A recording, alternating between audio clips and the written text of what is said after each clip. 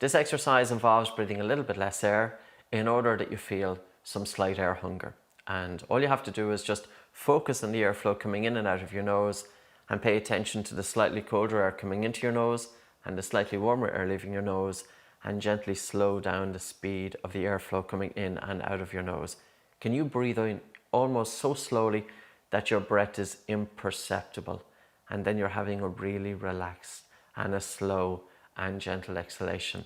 And now to breathe normal for the next minute or so, and this way you're just focusing on your breathing. And the whole objective of this exercise is to expose your body to a little bit of an air hunger.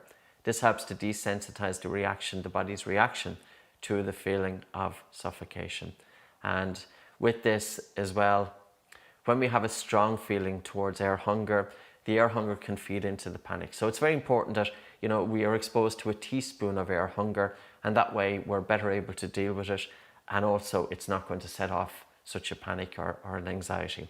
So it's entirely under your own control when you're doing the exercise. Don't worry how you get on. It's just a matter of just focusing your attention on your breath, just gently slowing down your breathing. 30 seconds, that's all. So all you have to do is have an air hunger for 30 seconds and then take a rest for a minute. An air hunger for 30 seconds, a rest for a minute, air hunger for 30 seconds, a rest for a minute. And again, back into air hunger. So this time you're focusing on the airflow coming in and out of your nose, and you are really slowing down the speed of the air coming into your nose, and you're having a very relaxed and slow and gentle exhalation.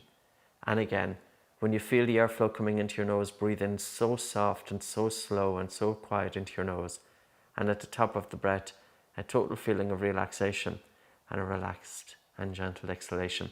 The objective is to take 30% less air into your body over the course of the 30 seconds, and now take a rest again for 1 minute. Just breathe normal for 1 minute. So it's important also to pay attention to your breathing during rest, of course. It's very common for people when anxiety and panic disorder is present that everyday breathing is a little bit fast, a little bit upper chest, and it can be often irregular as well. So you may notice that if you're sighing from time to time, or if you're just feeling that you're not getting enough air, etc.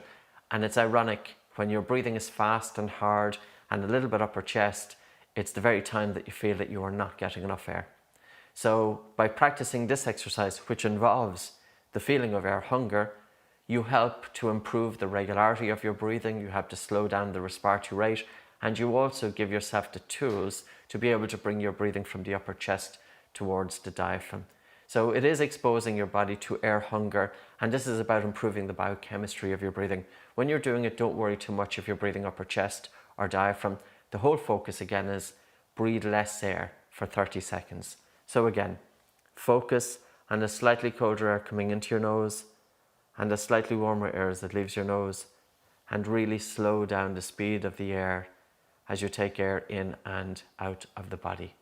You're focusing on that slightly colder air, and your breath in is almost imperceptible, and the breath out is really slow and relaxed and quiet. Now, if the air hunger gets too much for you, of course, take a rest. And now take a rest again. So we only do about 30 seconds, and then we take a rest for about a minute or so.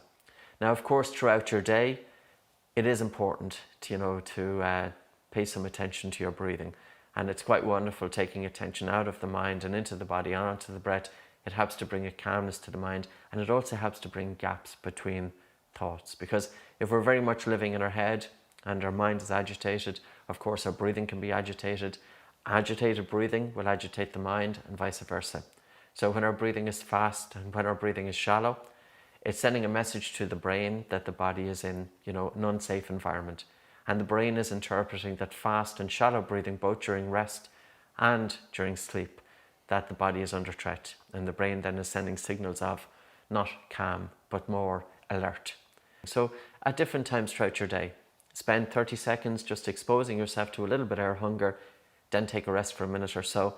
30 seconds again, take a rest for a minute. When you feel comfortable with the air hunger, then you could extend it from maybe 30 seconds to a minute, or 2 minutes, or 4 minutes, or 5 minutes. So it's entirely under your own control. Air hunger is not a bad thing. And when you're doing the breathing exercise, when you're breathing less air, of course, carbon dioxide increases in the blood. And as carbon dioxide increases in the blood, you feel air hunger, because carbon dioxide is the primary stimulus to breathe. So it's not necessarily that your oxygen levels are dropping. The air hunger that you experience is because carbon dioxide is increasing in the blood. The objective is that you feel air hunger, that you would like to take in more air, and of course, as we mentioned earlier, that signifies that carbon dioxide is increasing in your blood. That can be a very good thing because it is helping to desensitize your body's reaction to carbon dioxide. It's helping to desensitize the body's reaction to the feeling of suffocation. It's also helping to improve blood flow to the brain because as carbon dioxide increases in the blood, the main blood vessels that are supplying the brain with blood flow and oxygen, they dilate. And another factor that happens is that as carbon dioxide increases in the blood, red blood cells which are carrying oxygen release oxygen more readily. So even though you feel air hunger, it's helping to calm the central nervous system, which of course is including the brain. And by doing that, it's helping to calm it by increased blood flow, increased oxygen delivery. So there's a lot going on with that simple exercise.